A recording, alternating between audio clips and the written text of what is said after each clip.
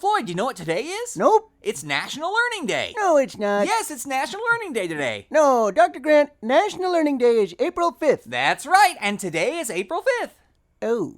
Well, I guess I need new batteries for my watch. But anyway, if it's National Learning Day, what'd you learn, smarty pants? Well, I learned that a robotic spacecraft recently docked with the International Space Station. Really? Yeah, it delivered supplies and everything. It was really cool. What'd you learn? Well, I learned that a robotic spacecraft recently docked with the International Space Station.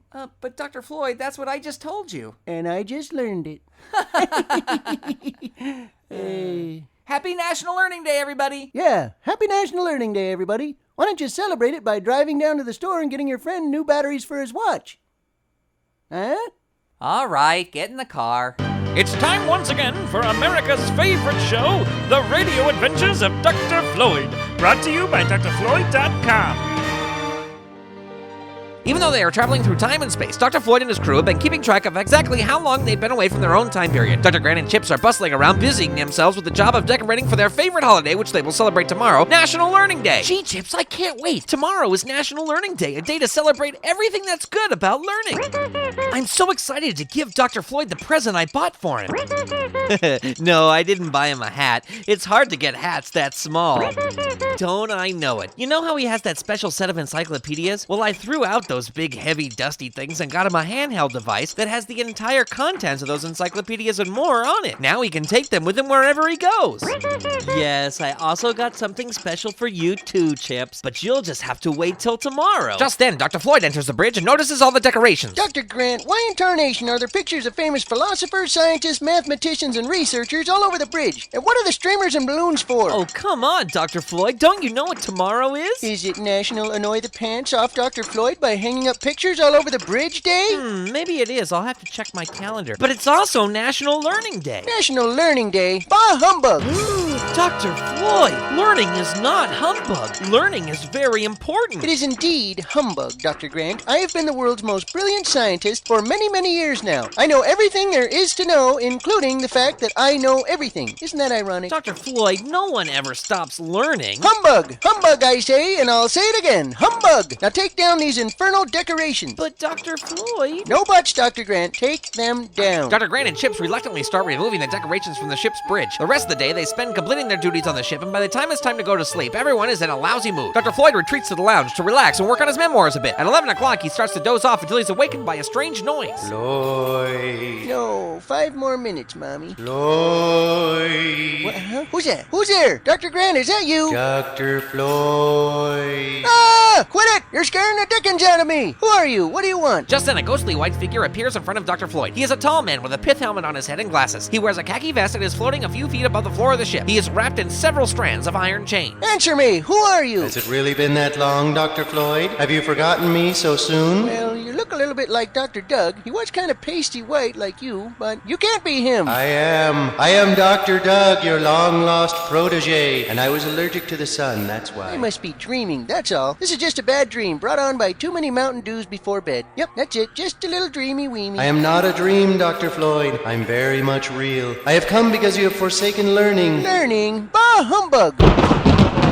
What the bejeebus was that? You can't have lightning and thunder in the time and space stream. There's no atmosphere. Floyd, do not fall into the same traps I did. Traps? Is that what those chains are about? Yes, when I left the Dr. Floyd Institute of Technology all those many years ago, I felt I had learned enough. I went through my days carefree and light, but then those chains appeared. These are the chains of ignorance. Each link is a piece of all the knowledge that I used to know. But once I stopped learning, I started forgetting, or something like that. I'm not really the expert on afterlife torture. I'm just a participant. But I'm the world's most brilliant scientist. My intellect is far superior to anyone else's. Enough!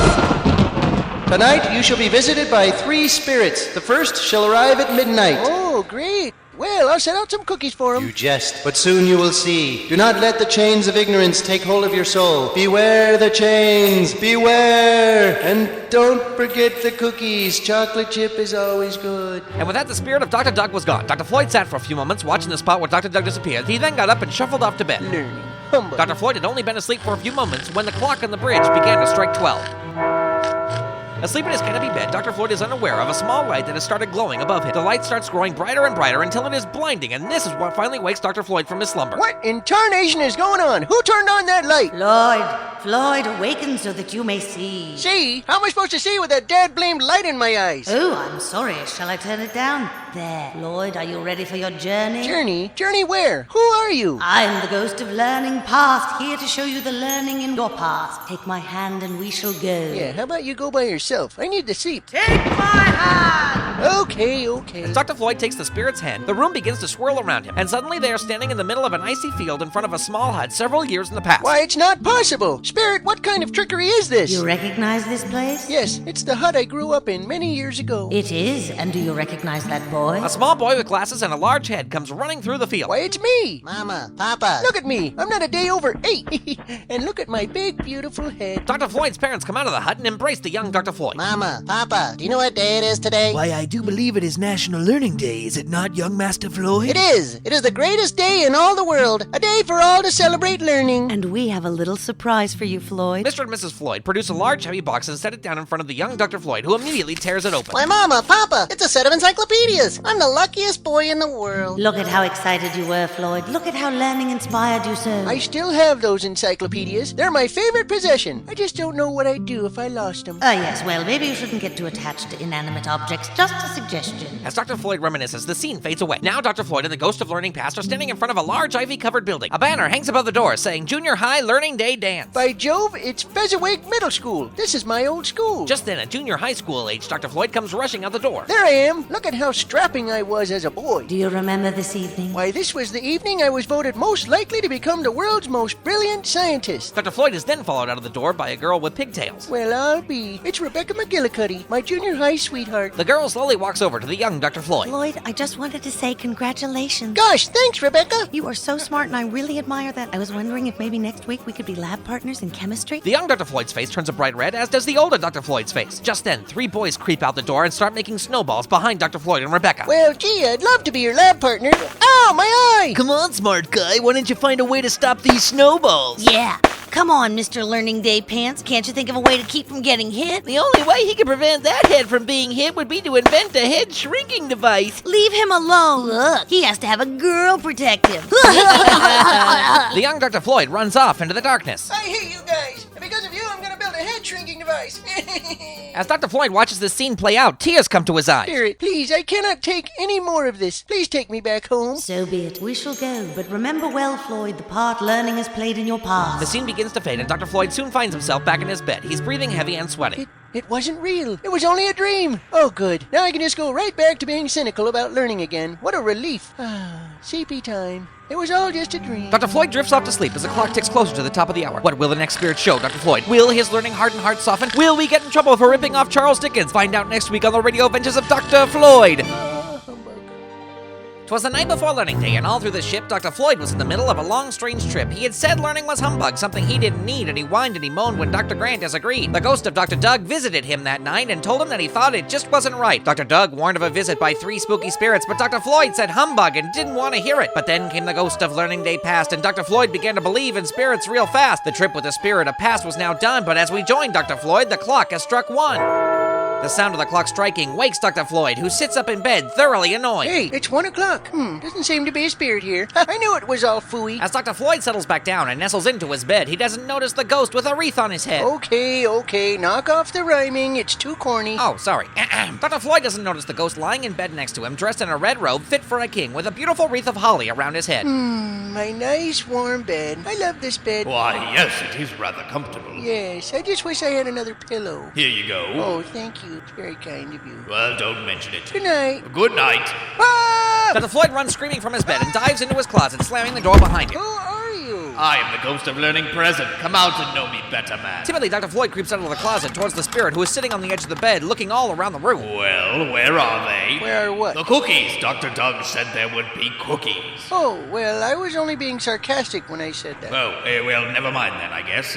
Sure was looking forward to those cookies. I'm sorry. Well, let it not trouble you a minute longer. A mere trifle like cookies shouldn't bother the world's most brilliant scientist, Dr. Floyd.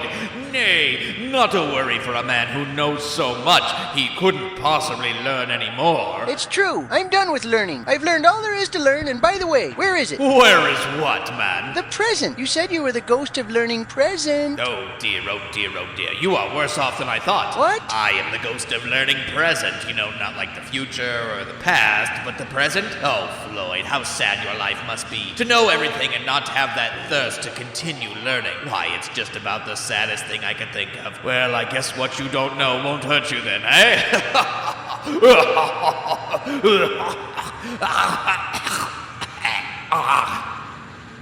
You done? Yes, well, let's not waste a moment longer. Let us be on our way. Hold fast to my robe, Floyd, and don't let go. Dr. Floyd grasps the spirit's robe, and the moment his grip is firm, the room fades away, and the duo is flying through the time and space stream. Spirit, I'm afraid I'm gonna fall. Fear not, Floyd. As long as your hold on my robe falters not, you shall be safe. After flying for a few moments, Dr. Floyd can see a small black speck floating far off in front of them. It is not until they are right up next to it that Dr. Floyd realizes that it's the ship of the evil mastermind, Dr. Steve. Spirit, why have you brought me here? This is the ship of my arch nemesis, Dr. Steve, and his sock-shaped assistant, Fidget. This I know, and 'tis why I brought you. But he'll see me in my dressing gown and slippers. It's embarrassing. They have little Pooh Bears on them. Nay, they will see you not, for at this moment you are like me, but a spirit. They will not be able to see nor hear you. The spirit flies directly towards the ship, never stopping. Dr. Floyd closes his eyes as they approach the hull of the ship at high speed, and when he opens them again, they are inside the ship's galley. A fire is burning inside the fireplace, and Fidget, Dr. Steve's sock-shaped assistant, is bustling around preparing a large feast. Dr. Steve busts into the room, struggling with a large banner. He finally gets one end secured over the doorway, and as it unfurls, Dr. Floyd reads it. Happy Learning Day. You mean to tell me Dr. Steve celebrates Learning Day? Of course he does. Why? I always thought he's against learning.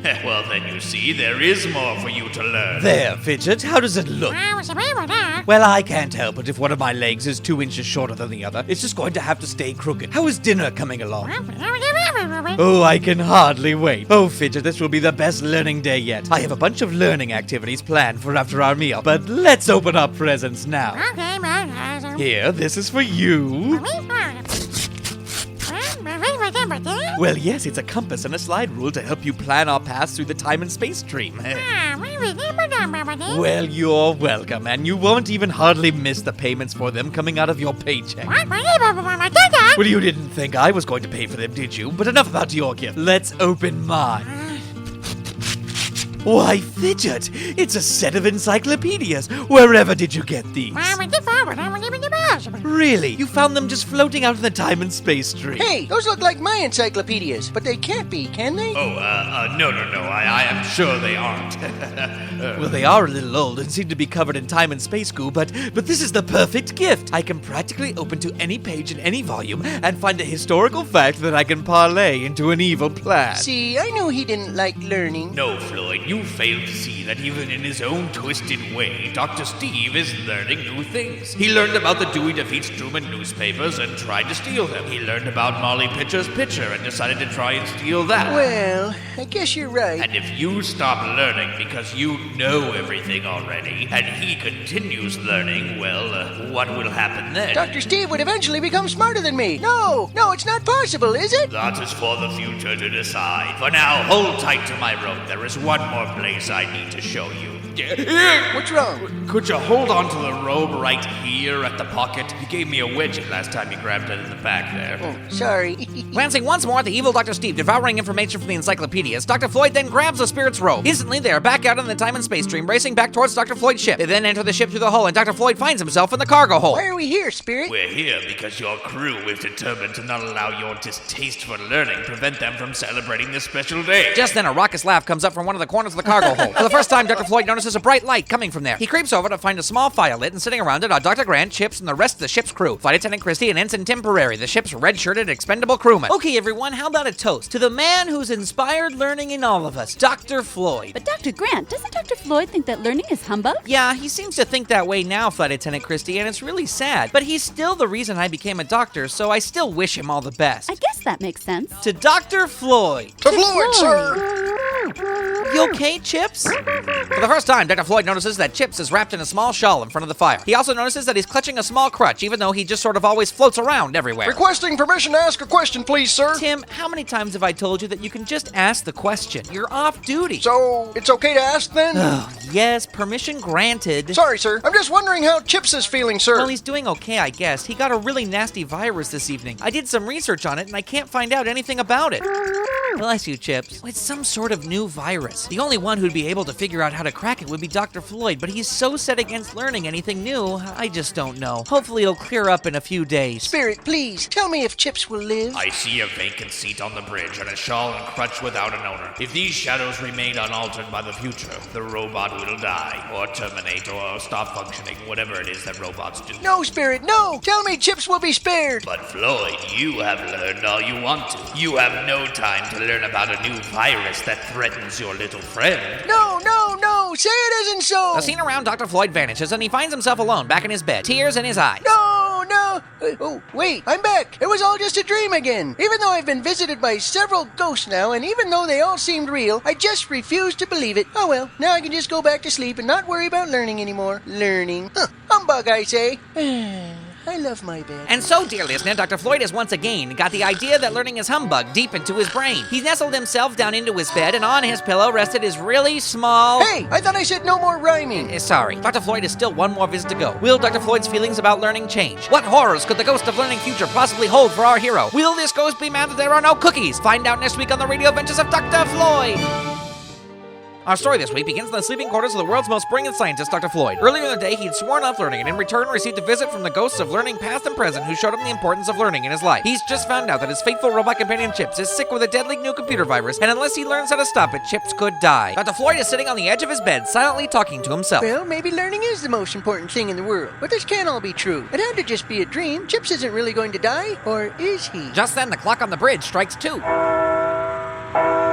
A thick, dense fog begins to fill Dr. Floyd's room, leaving only Dr. Floyd clothed in his dressing gown and slippers sitting on the middle of his bed. From the depths of the fog, Dr. Floyd can see a figure approaching him. It is a tall figure draped in a black shroud. Am I in the presence of the spirit of learning in the days that are to come? The strange specter says nothing. What I mean by that is like the future? Again, the spirit says nothing. Are you here to show me the things that may come to pass if my ways are not changed? The spirit slowly nods his head. All right then, I was about to get mad. Anyway, ghost of learning future, sir, I fear you more than any of the other spirits. But I know why you're here, and as I hope to become a better man, I am prepared to follow you. The spirit turns and begins walking away from Dr. Floyd, who immediately leaps off the bed to follow. Suddenly, Floyd is standing in the middle of the main courtyard on the grounds of the Dr. Floyd Institute of Technology. The buildings of this once magnificent institution are now dilapidated and overgrown. This is my school, my fine institution. What has happened to it? For the first time, Dr. Floyd notices a small platform with a podium on it and a small line of chairs in front of it on the far side of the courtyard. He slowly walks towards it. 2 students, a boy and a girl of 23, dressed in caps and gowns, sit in the chairs with an old man and woman sitting directly next to them. At the podium stands an old man who looks very tired. I would like to be the first to congratulate you on being a graduate of the Dr. Floyd Institute of Technology. It's Dr. Grant. He looks so old. For years, this school has been the cornerstone of learning in these United States. And with you, the final graduating class of only 2, the school will forever close its doors. What? They're closing down my beautiful school? Why? It is my duty to advise you not to become like the rest of the people in the country. Do not forsake learning. Do not fall for the lies that President Dr. Steve spews on the holovision every night. Learning is fundamental to the survival of the human race. President Dr. Steve? No, this cannot be possible. With the presentation of these diplomas, I congratulate you, Tad and Tina Pereri, on becoming the final graduates of the Dr. Floyd Institute of Technology. Old Dr. Grant smiles as he hands the diplomas to the 2 students, while the old man and woman look on crying but applauding at the same time. The 2 students help Dr. Grant down off the stage, and he walks over to the older couple to shake their hands. Tim, Christy, congratulations. Yes, congratulations. The small gathering and Dr. Floyd all turn to look, and there, dressed in a business suit with Fidget in a small business suit beside him and several large menacing Secret Service agents, is Dr. Steve. What in tarnation are you doing here? Are you kidding? The final class of the most prestigious university in the country is graduating. It's the end of an era, a stupid, pointless era. Of course I had to come and gloat. Isn't that right, Vice President Fidget? What manner of insanity is this, Spirit? How can this really exist? I would have never let this happen. The Spirit says nothing, only motioning Dr. Floyd to follow him once again. Dr. Floyd does, gazing once more over his shoulder at the scene now fading into the fog behind him. These visions haunt me, Spirit. I have seen things I dared not even think possible. The Spirit only continues to move forward into the fog. Dr. Floyd stumbles along behind him. In an instant, he is in a small, dusty library. One lone computer screen lights the room. The Spirit points to the screen. Spirit, please, show me no more. I cannot bear to witness anything more. Again, the Spirit motions towards the computer screen. Trembling, Dr. Floyd takes a few meager steps towards it. On the screen is a scan of an article from the Saddle River Daily Telegraph. It is from the obituary page. Dr. Floyd's eyes tear up as he starts to read out loud. The world is in mourning today upon news that the world's most brilliant scientist, Dr. Floyd, has simply vanished. His friend and longtime protege, Dr. Grant, said he started to waste away the moment he swore off learning. This morning he simply vanished altogether. Of course, his head disappeared first because it was so Dagnabbit! Dr. Floyd turns to the Spirit behind him. Spirit, please tell me these things, these awful, hideous things can be changed. The Spirit just motions again to the computer screen. Please, Spirit, I'm changed now. I believe in the power of learning. I now believe the quest for knowledge is man's most noble. Dr. Floyd drops to his knees in front of the Spirit, clutching his robe. I'm different now. Please say there's hope for me yet. Dr. Floyd buries his face in the Spirit's robe, sobbing. When he looks up again, he is shocked to see that he is no longer grasping the Spirit's robe, but the sheets of his very own bed. Well, that's embarrassing. I could have sworn I grabbed your robe, but hey, where are you? Oh, wait, I'm back. Yippee, I'm changed. Oh, Dr. Doug, thank you. Thank you so much. I shall live now with learning in my heart. But who knows how long I've been gone with the spirits? I must find out. Dr. Floyd runs from his bed to the walkway outside his room. Looking over the edge, he sees Ensign Prairie walking below him on his morning rounds. Oh, you there. Boy, what is today, my fine fellow? Today, sir? Why, it's National Learning Day, sir. National Learning Day? I haven't missed it. The spirits have done all their work in one night. Here you go, son. Get yourself a turkey or something. For a nickel? Cheapskate. Dr. Floyd quickly showers and shaves and makes an all-call announcement that the crew should meet him on the bridge immediately. When they are assembled, he walks in with a mock scowl on his face. Crew, I know what today is. I know that it is National Learning Day and that you are all planning on celebrating it later in the cargo hold. This drew a gasp from the crew as they thought their plan a secret. I just want you to know that I will not, absolutely not, allow my crew to sneak around behind my back and hold secret parties on my ship. Therefore, my only course of action is to make you hold the party in the conference room instead, where it's warm and there can be trivia games and merriment and hopefully some prune juice. The crew is a little more than stunned. Are you serious, Dr. Floyd? Oh, sure. I love prune juice. It's good for you because... No, Dr. Floyd. I'm talking about the party. Oh, yes. Of course you meant that. The party. Yes, more than anything, my lad. Why the sudden change of heart? Well, let's just say I found the spirit of the holiday. The party was a huge success. Everyone had a grand time. Before joining the celebration, Dr. Floyd made sure he researched all about the nasty computer virus affecting chips. In a matter of moments, he had chips cured and back up hovering around. The only minor hiccup in the celebration came when Dr. Grant presented Dr. Floyd with his gift. Oh, this is great.